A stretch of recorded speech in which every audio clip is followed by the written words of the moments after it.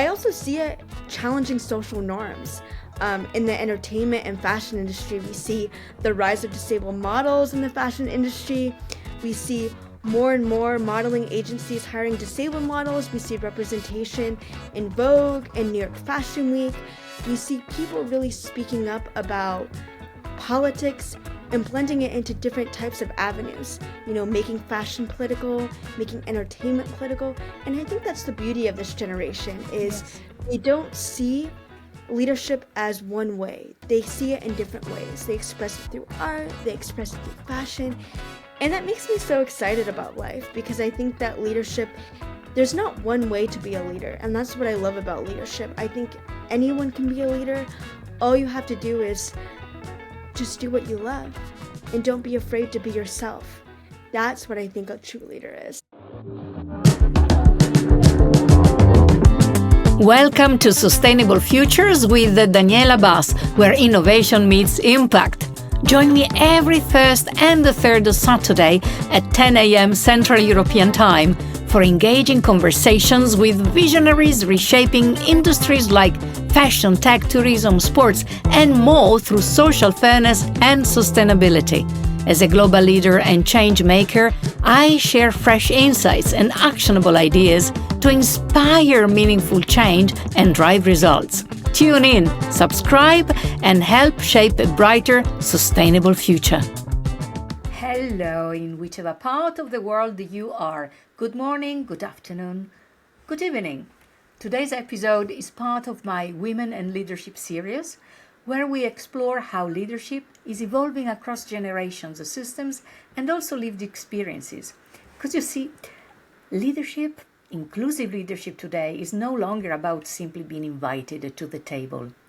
It is about who designs the table and how decisions are made. So my guest today represents a powerful new wave of leadership.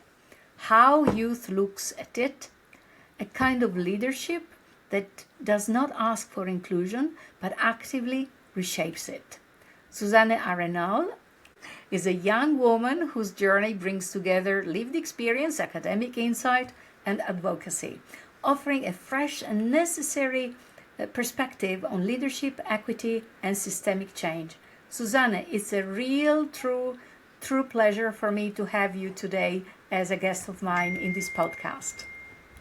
Thank you for having me. I'm excited to be a part of this amazing podcast. If your personality were an app on someone's phone, what would it do and why would people keep it?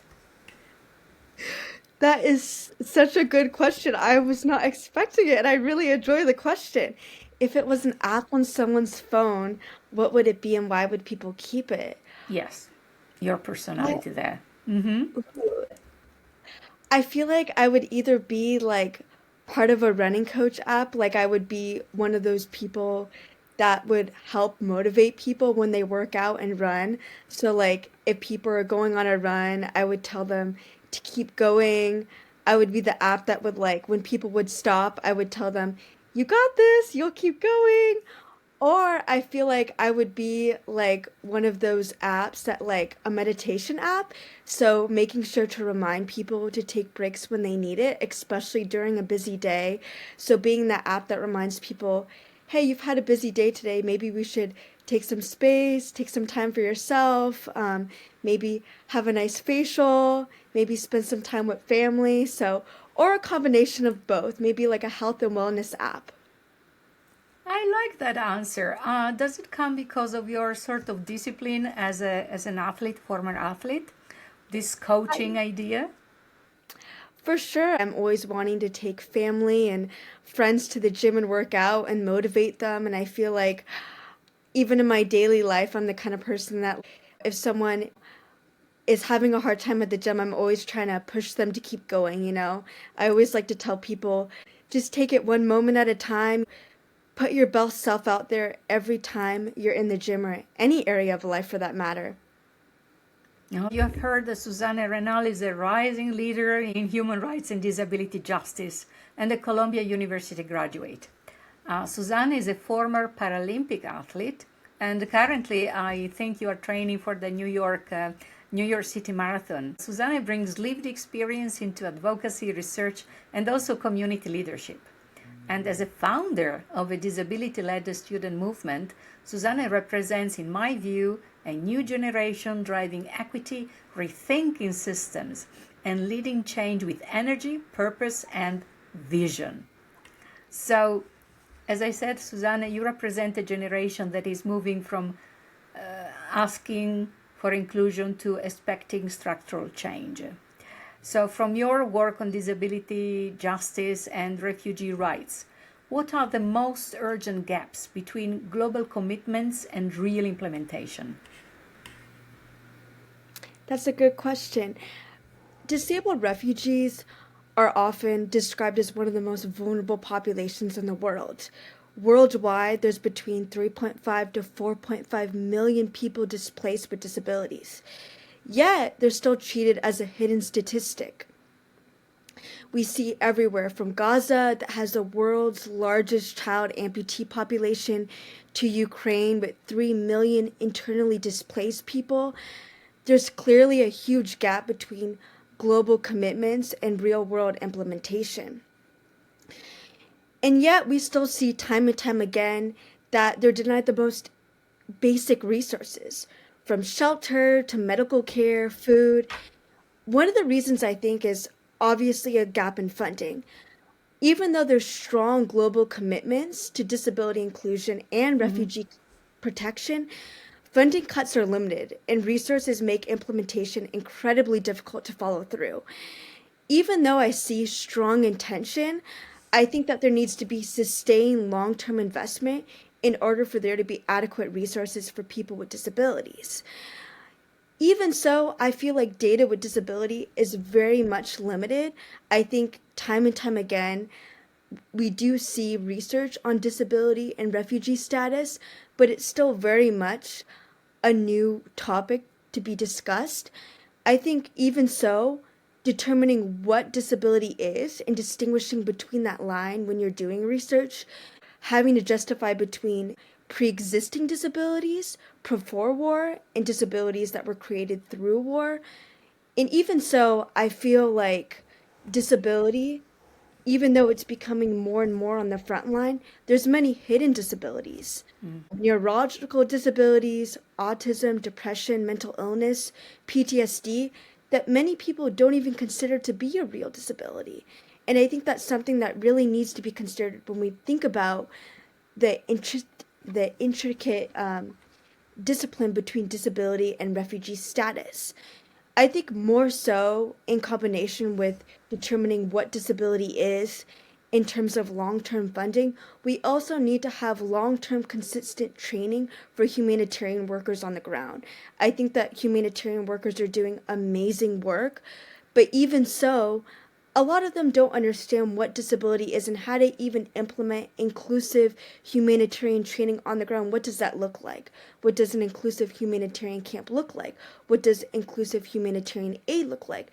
You know, how do we treat these differing disabilities in a refugee camp? And I think that's a really important conversation that we need to talk about. But despite this, I think there's so many amazing milestones that we still see. We still see the 1951 Refugee Convention that's still being used today that recognizes the diverse needs of people with disabilities, recognizing intersectionality by Kimberly Crenshaw and the diverse needs of people with disabilities.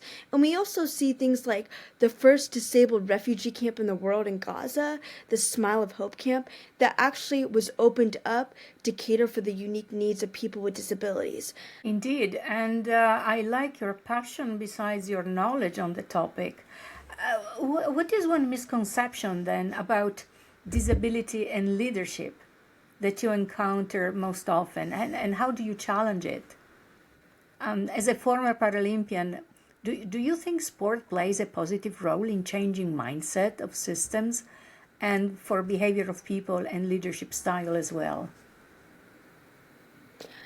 For sure, I think there's so many misconceptions about disability and leadership. I think a huge misconception is that disabled people cannot be leaders. I think there's still a huge unconscious bias that disabled people are recipients of care rather than active agents of change, in that they can't be leaders. And I think for so long, with the prevailing medical model of disability, we see that disability was seen through a lens of constantly being cured rather than being accepted for beauty, for being, beautiful and loving and accepting and being just like everyone else. And even though there's such amazing milestones with, the prevalence of the social model of disability, we still see many people, not treating people with disabilities the same way, especially in leadership positions. And I think one of the biggest things people need to learn is it's not just about being in the room, it's also about having mutual respect both ways. You could be in the room with a bunch of leaders, but that doesn't necessarily mean that your words are going to mean anything to other people, or they're going to take your words in the same level of importance as someone without a disability. In terms of sport, I think sport is one of the most beautiful ways to show leadership skills. I think when I was running, I didn't really see it like that. I did it because I loved it, and it was something that made me feel free, and I was passionate about it, just like any other athlete. You do it because you love it. You don't really see the real world implications, but I think when you show up in spaces that people usually don't see certain people in those spaces, you challenge regularly seen conceptions of what disability is and what people with disabilities can actually do. And I think showing up to those spaces that disability usually aren't seen, I think is the most important thing. And I think just showing up and doing something like sport shows leadership skills and shows integrity and shows sportsmanship. And I think in a lot of ways too, we see it translate into, politics as well. Sports can be used as a way of interconflict negotiation, right? Bringing people from different cultures together, people that maybe wouldn't have talked to before, but using the idea of sports with different cultures, bridging cultural differences together through the idea of sport. Sports now is so much more than just competing and winning medals. It's bringing different cultures together and bringing about conversations that maybe weren't possible before. And indeed, it's a soft tool in diplomacy. Sport it can be, and since you are from the United States, we're talking about persons with disabilities in leadership positions. Came to my mind is President Roosevelt, who had polio, and he was leading the country. So we have good examples also in the United States about people who can be leaders. Then the disability is really secondary. Are we still designing systems for people rather than with them, in your view? And what are the consequences of that? Talking about persons with disabilities. I do think we are still designing systems for people instead of with them. And it has some real world consequences, especially in academic settings. I think we see from elementary to high school, even higher education, that accommodations specifically are created through standardized top-down processes that assume what disabled students need rather than recognizing the lived experience of persons with disabilities. And we see that in a lot of real-world implications. Accommodations are very much seen as an add-on. We see accommodations as accessible ramps, having accommodations on testing. But what about disabilities that maybe don't fit into rigid categories? What does that look like? Maybe you might have a ramp to a classroom, but maybe the ramp is too steep. Or what about different types of disabilities where you have closed captioning? A lot of online lectures, even, the movement for flex formatting, since COVID, online classes, a lot of them don't have closed captioning. A lot of times you have to ask for that with the professor. So I feel like even though there are accommodations, it's very much an add-on and not the standard. And I think that's the biggest problem. Are disabilities that maybe are not the norm or not often talked about. We see an accessible bathroom on campus. Usually it means an accessible bathroom stall. But what about the lighting? What about people who are sensitive to certain types of lighting? They may have an accessible bathroom for a personal wheelchair, but what if the lighting affects someone with a neurological condition? Those are important questions to ask. There's still very much a perception of having to advocate for yourself in academic settings. And even though I'm all about advocating for yourself, I think that, especially in elementary and high school, something that I noticed was you had to go through these obstacles in the academic setting in order to prove your disability, in order to qualify for an IEP or different types of programming. There's very much a mental strain on that, having to prove that you're disabled enough to get the accommodations you need. And I think there's also a misconception that having an accommodation means that you're different from someone else, or means that maybe you're not as smart as someone. If anything, I meet people with disabilities, including myself, that are just as smart as people who don't have disabilities. It just means that they learn differently. And I think having those conversations in academic institutions, talking about disability and normalizing it, and talking about it's not just an add-on, right? It's learning differently in order to function the best way you can. And it's the way that we move through life. And I think that you can process it and you can translate it into people without disabilities. We all have different ways that we process. Some people are type A, some people are type B, some people like taking handwritten notes versus type notes.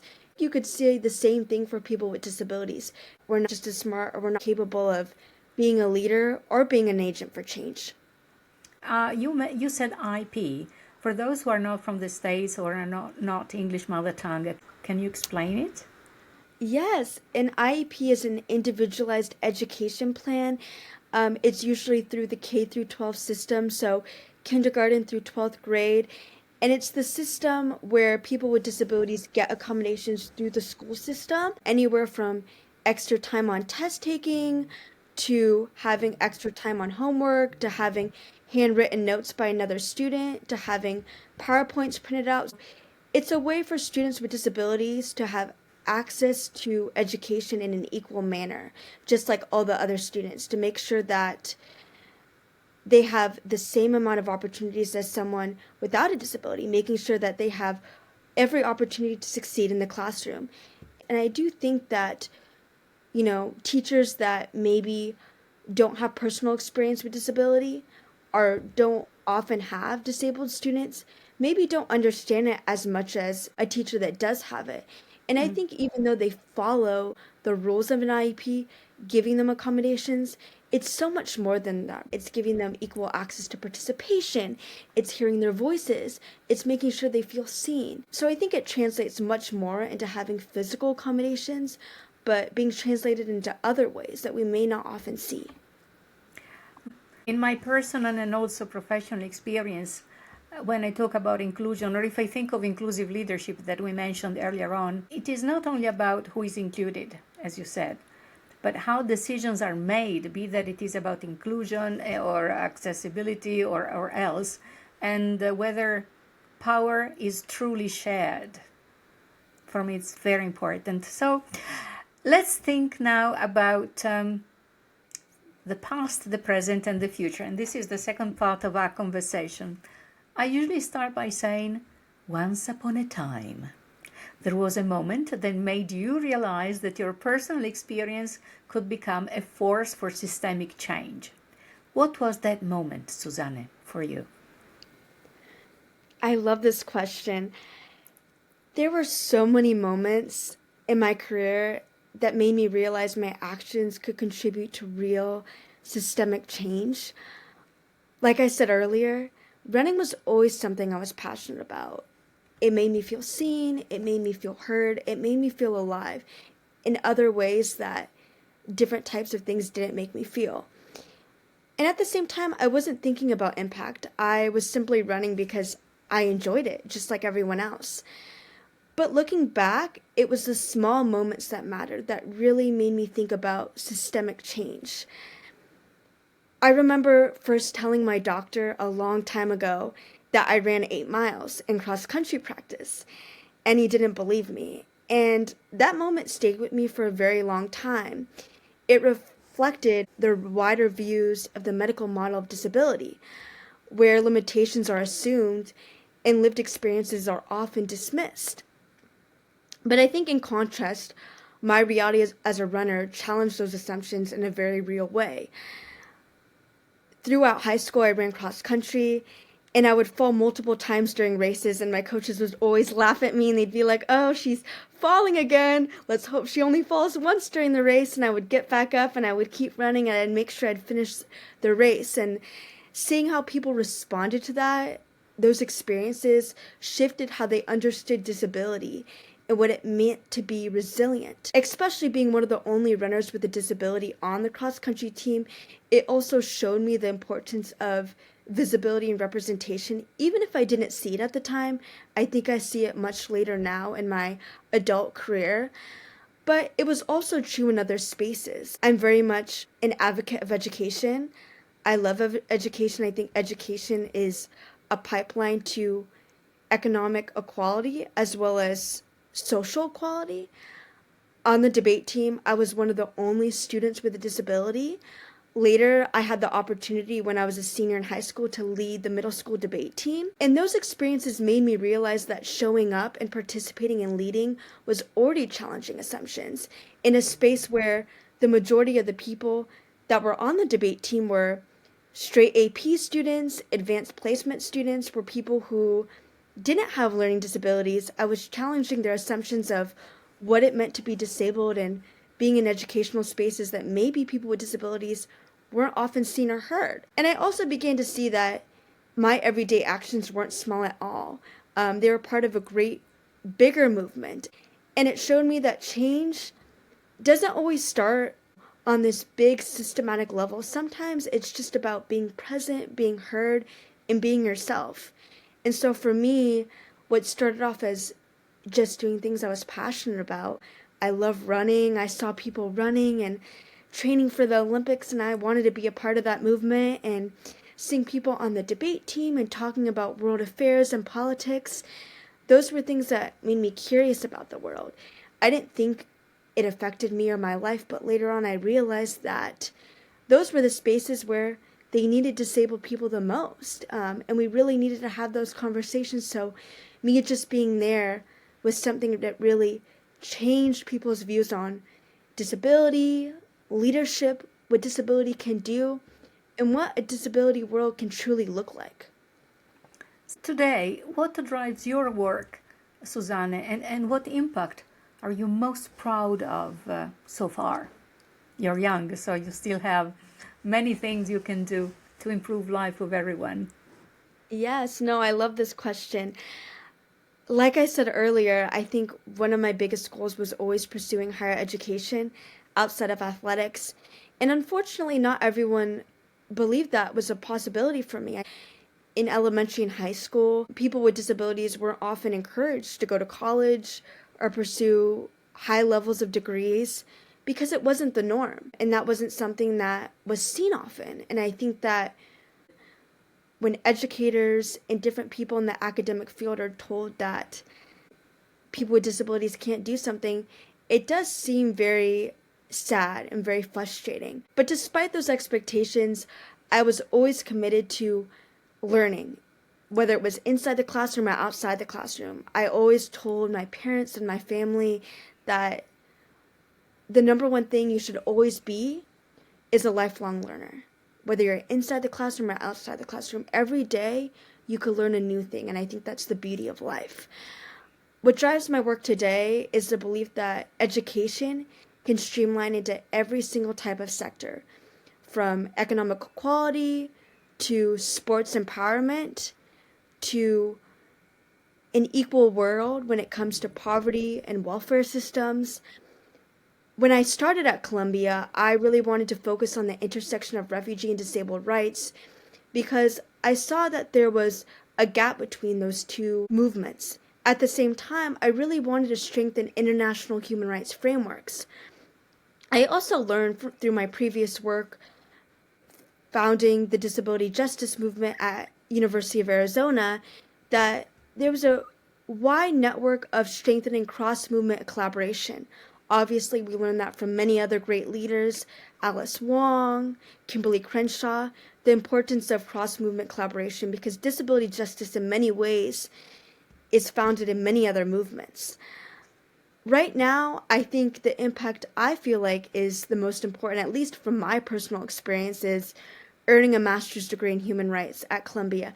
I know that may sound silly and it may not sound like a huge, you know, but for me, that was something that I didn't see myself getting to. To be fair, it's funny because I've done all these huge Paralympic things, and for me, it's funny because running actually always came naturally to me, weirdly enough, even though I had a walker and I had braces and I was falling, I always saw myself as a runner. Even when I was falling and I was having bloody legs, and I was going to the hospital, it always felt so natural in some weird way. I always felt like I was an athlete. But with school, that was always a really big challenge for me.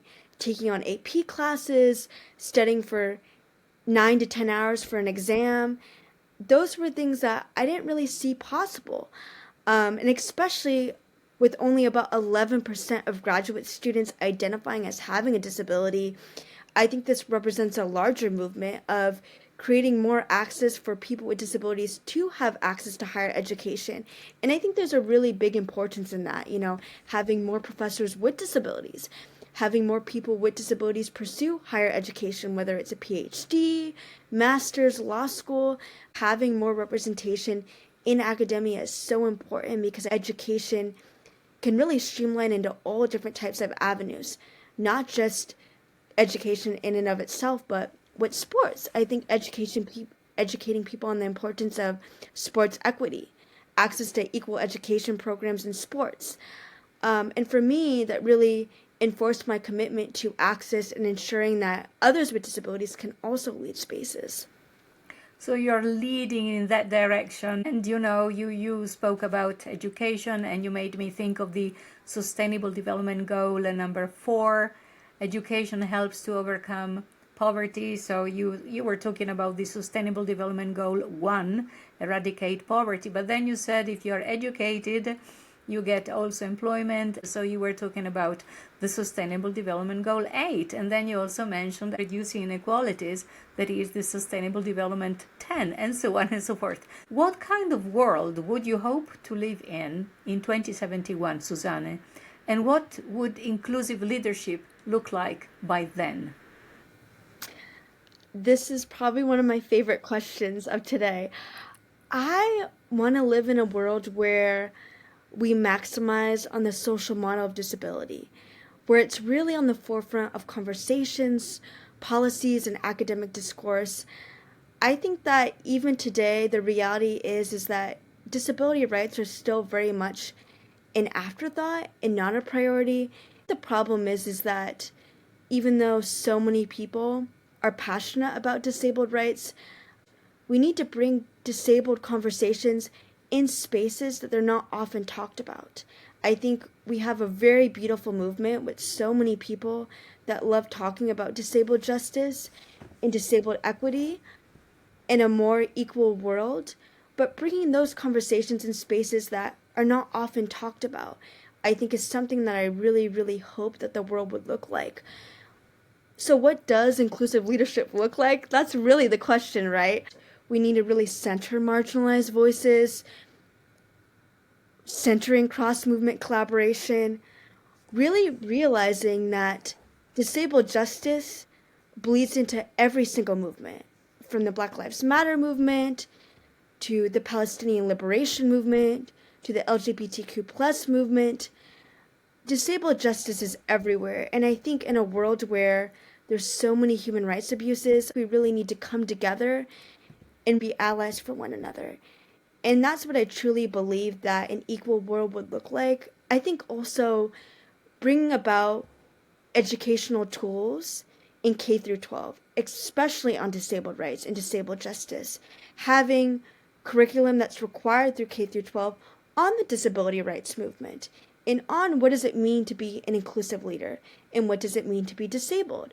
When I was younger, and specifically in elementary school, and people used to bully me, I never really understood why. I think it's very natural for a child to make fun of someone. Having conversations rooted in what disability is and what it may look like and how people with disabilities are just like everyone else is really important, especially in the very, very early stages of education, because once we do that, then those problems will start to go away and we'll start to see disability as something normal. People won't be looking at you weird and they won't be asking questions. At the time, it was so upsetting, but now I look back and I'm like, they just didn't know what it was. They were children, you know. I remember walking in the school hallways and I had these leg braces on, and someone asked if they were plastic socks. Um, and so I think that having educational tools and really bringing about who disabled people are, what that looks like, is so important. And I think if we're not around disabled people, it's very hard to understand what it is, especially asking for help. What are the moments to help people with disabilities versus not help people with disabilities? So in 2071, you hope that everything is natural, and I really like that. And human rights are important. However, in order to be implemented, they need to be put in a framework, and that framework is called policies. So we need human rights, but in order to implement them, we need policies. I would like to know from you, when you think about the future of leadership, what gives you real hope, not just in theory, but from what you're already seeing among your generation and the future generations to come? There's so many things with this question. There's so many ways that this new generation gives me hope. First, we start with New York City. And with the new mayor-elect, we see the rise of the massive No Kings protest. I think it was the largest turnout in all of history, with 7 million people that showed up. And it really shows that this generation is willing to mobilize and demand justice and take action on a scale that was never seen before. But I also see the future of leadership in many different avenues as well. I was thinking about the 2025 USATF Para-National Championships, which were in Indianapolis, and it was the first time ever that they were held side by side with the non-Paralympic athletics. That was such an amazing thing to see on TV, because for so long the Paralympics and the Olympics were separate, and I think in many ways, right, much more people watch the Olympics than the Paralympics, and this was the first time since the founding of the Paralympics that they were side by side, and it really shows that Paralympic athletes should be seen and heard and televised just as much as non-Paralympic athletes. That was such a beautiful thing for me, getting to see sports at the forefront of conversation, outside of politics, outside of sports. I also see it challenging social norms. In the entertainment and fashion industry, we see the rise of disabled models in the fashion industry. We see more and more modeling agencies hiring disabled models. We see representation in Vogue and New York Fashion Week. We see people really speaking up about politics and blending it into different types of avenues, making fashion political, making entertainment political. And I think that's the beauty of this generation, is they don't see leadership as one way. They see it in different ways. They express it through art, they express it through fashion. And that makes me so excited about life, because I think that leadership, there's not one way to be a leader. And that's what I love about leadership. I think anyone can be a leader. All you have to do is just do what you love and don't be afraid to be yourself. That's what I think a true leader is. Suzanne, I thank you so much for this conversation. And what I take away from today is that inclusion is not a concept from what you said. It's a choice. It's a choice about how we design systems, how we share power, how we create space for voices that have too often been unheard. And perhaps the real shift is this: the new and the next generation are no longer waiting to be included. You just said it. They are already redesigning the systems themselves. And that is where real leadership begins. Thank you so much, Suzanne. Thank you so much for having me. I enjoyed being here and getting to have this wonderful conversation. Keep up. Thank you. Ciao. Thank you. Ciao. As I wrap up this episode, My heartfelt gratitude to today's guest and to all of you. Join me for the next episode as we delve deeper with special guests, uncovering thought-provoking insights and actionable steps, paving the way for a brighter, inclusive, sustainable tomorrow. Thanks also to Damian Morton, music, and Maria Cortez Gagliano, social media. Don't miss out next episode on shaping the future we aspire to. Ciao, ciao!